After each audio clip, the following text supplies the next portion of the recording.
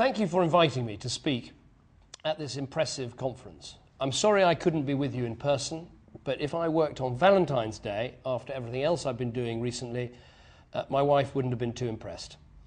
The success of Warwick Economic Summit is a testament to the hard work of the students who run it. I'm not sure I was that proactive when I was studying economics, but congratulations. This year's conference comes at a more interesting time for economists than there's been for a very long time.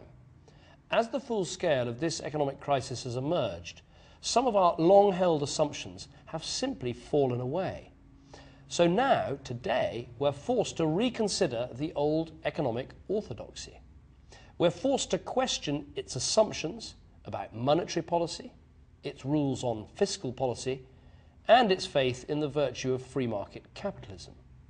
And the question I want to address briefly with you now is this: which of the old rules should we keep and which should we discard?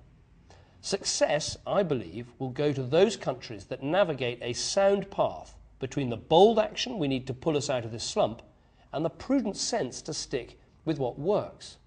So let's look at what this means for monetary policy and fiscal policy. When it comes to monetary policy, yes, I do believe the old rules should be torn up.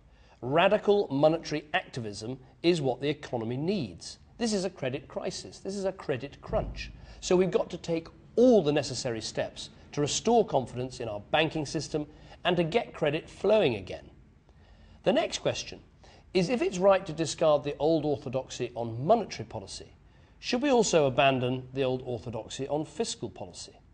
Should we give up the orthodoxy that said fiscal responsibility is a good thing? Let's suspend all the old rules about borrowing and deficits.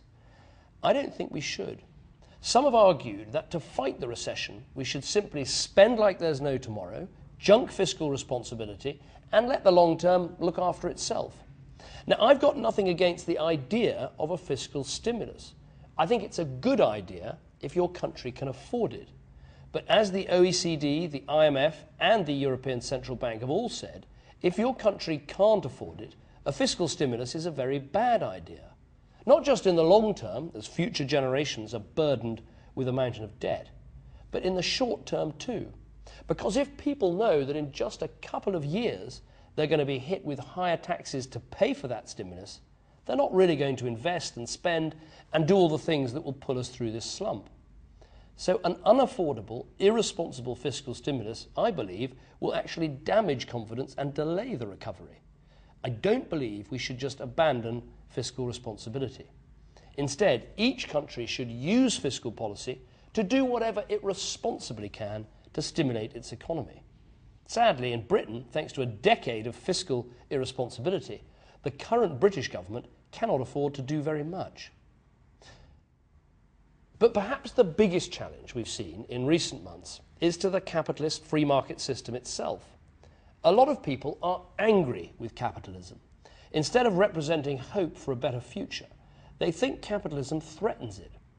Now, I believe that open markets, free enterprise, free trade, they are the best way to increase human wealth, health and happiness. But I do think it's time to, if you like, update the free market orthodoxy that has dominated the past few decades. We've got to remember that markets are a means to an end, not an end in themselves.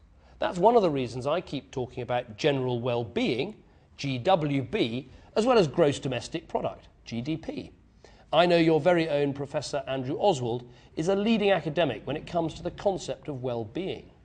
This is an idea I've been pushing hard ever since I've been in this job, and it's one that shouldn't wither away as harder economic concerns dominate our minds. The problem we have with this was shown incredibly starkly by that UNICEF report, which I believe actually came out 2 years ago today.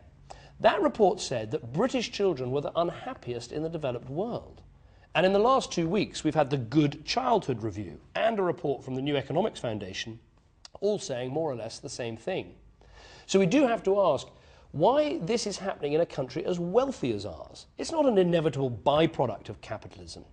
So we need to explain how we can shape capitalism to suit the needs of society, not shape society to suit the needs of capitalism.